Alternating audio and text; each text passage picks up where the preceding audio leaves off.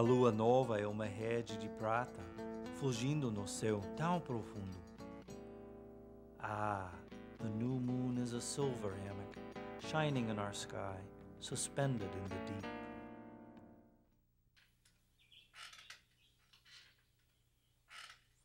Old Mother. That's the nickname we Brazilians give the hammock. As in our first unremembered memories, Mãe Velha enfolds us in comforting arms. Besides, she protects us from scorpions, mists, and serpents that meander along the ground. Everything happens in a hammock. We are born, we live, we love, we die in the hammock, and then our friends carry us to the boneyard in Mãe Velha to rest up till Judgment Day.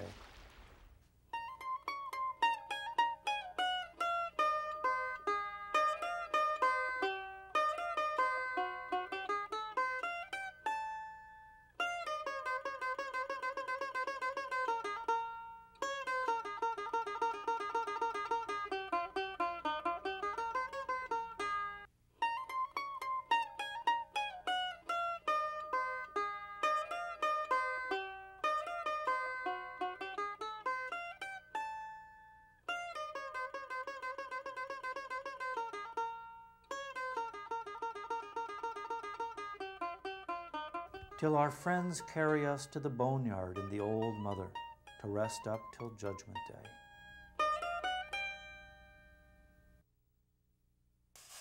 On the 27th of April, 1500, an explorer named Pero Vaz de Caminha, 3 months out from Portugal, walked along a sandy beach in Brazil.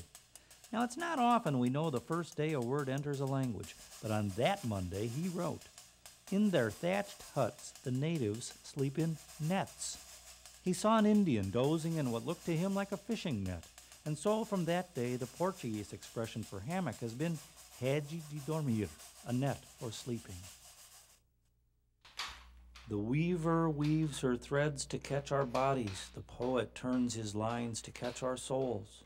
It is a joy to take the hammock off the loom. It is a sorrow to string the loom anew.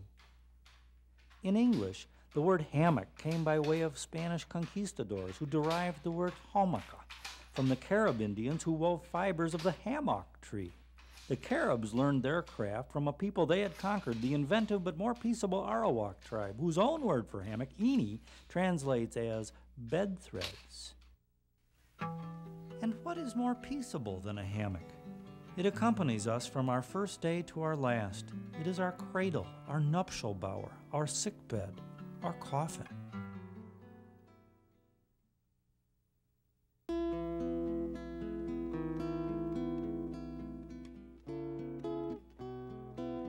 In the shacks by the road, in the palaces of the rich, innocent children swing in the hammock. A mother lulls the swaying child with songs smooth, soft, and gentle. She imagines these songs sung by birds in the kingdom of heaven. My father used to say, "Don't forget, the hammock is a member of our family too." Boi, boi, boi da cara preta, pega esse menino que tem medo de careta.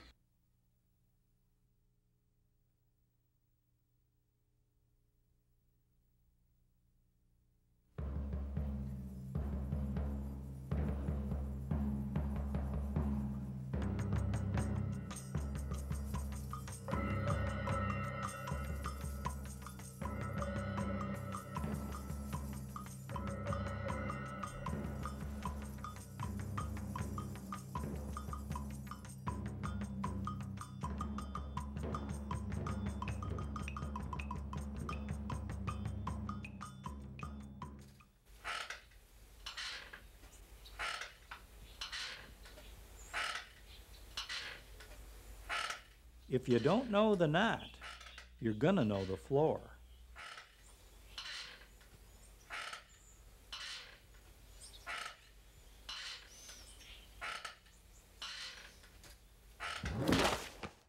Merda!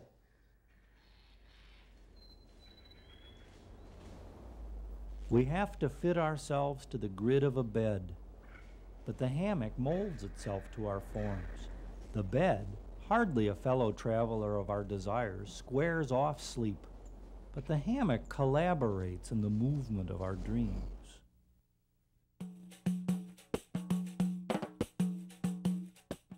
It comes, it goes, va-et-vient, va-et-vient. The oscillation of the hammock, that old va-et-vient, annuls the forces of a bad spell.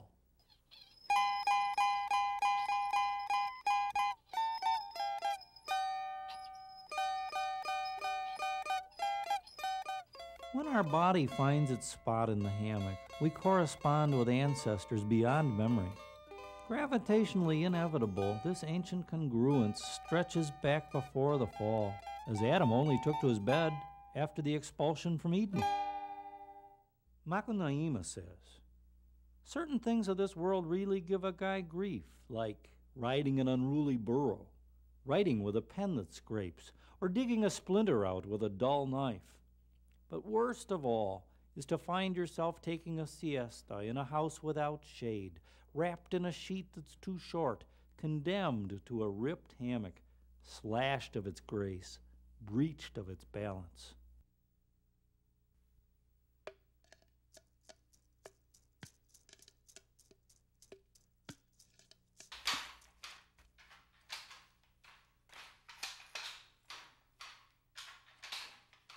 The weaver weaves thread by thread. The shuttle flies from one side to the other. Thread turns on thread, one side to the other, even as the poet forms words out of words.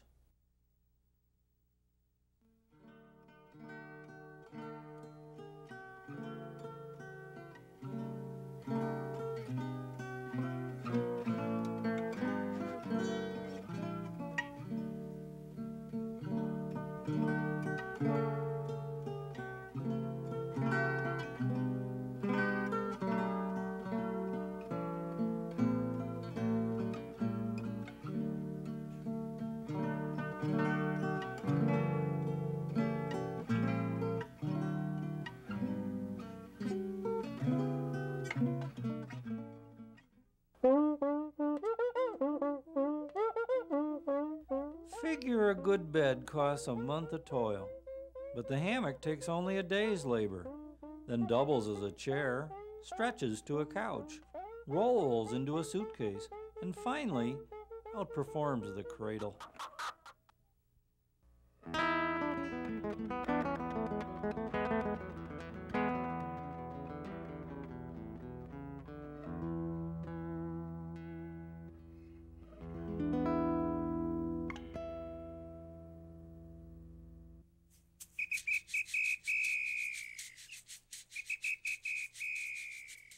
Sell everything if you have to, but hold on to your hammock.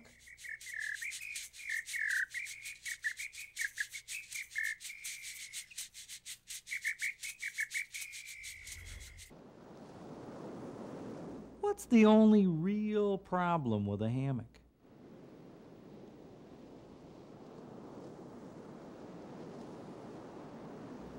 Getting out of it. First cousin of the fisherman's net, the hammock holds our bodies and catches our dreams.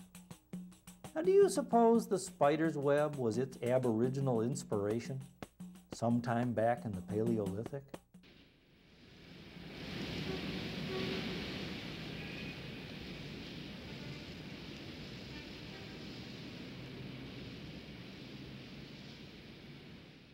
Whoever has a hammock lies in it. Whoever lacks it looks for it.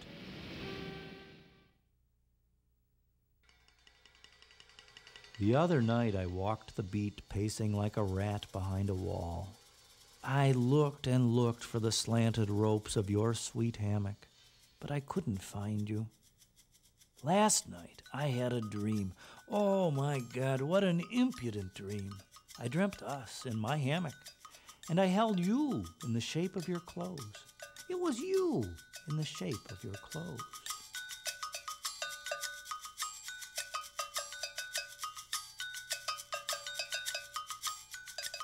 The weaver weaves her threads. The poet fills his lines with sound. We live out our days line by line. Thread by thread we weave our lives.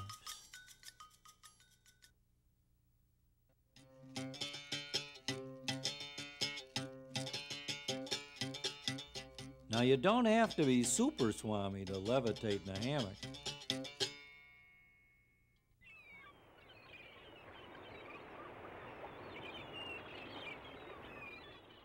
And what would sailors have done without hammocks? Bunks, that's what they did. Until Portuguese and Spanish mariners introduced this old New World invention to India, China, and all navies, European and American. Now, the Chinese may have invented everything from the $5 bill to fireworks, but the honor of a net for sleeping belongs to tropical America.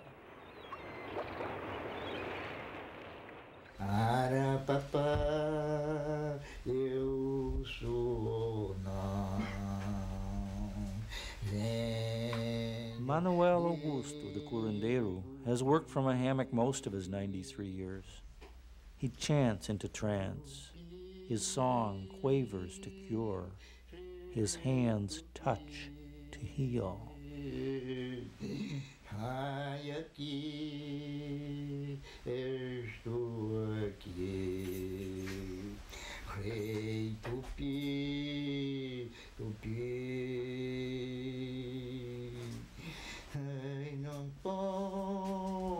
Posso conseguir aqui, rei Tupi, Tupi, Tupi.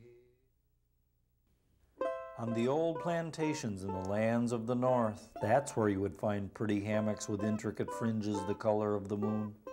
The weaver remembers her grandfather stretched out in the hammock, his head turned to the past, the pale fringe floating in the wind. This hammock sports a lacy fringe and hangs on hooks between life and death.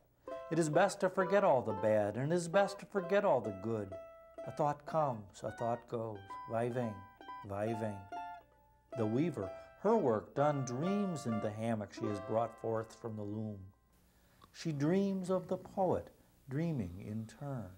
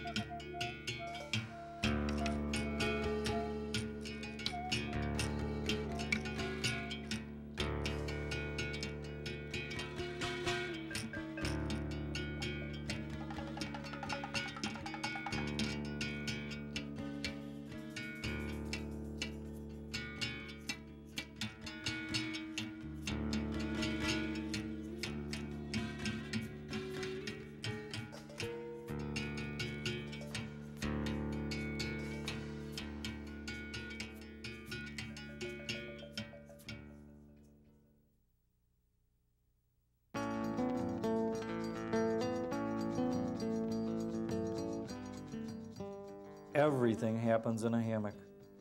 From before we are born, along the arc of our life, till they carry us to the boneyard in the old mother.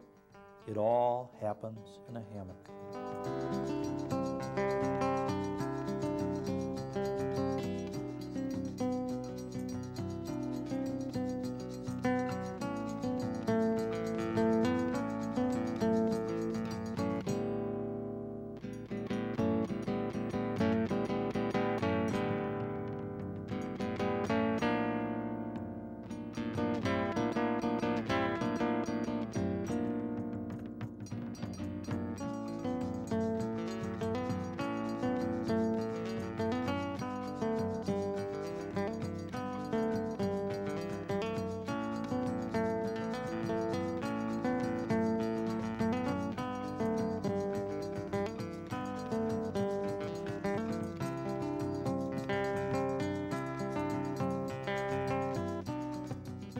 The old geezer said to the clerk at the hotel that didn't have a spot for his hammock, "Sonny, I ain't sick enough to sleep in a bed.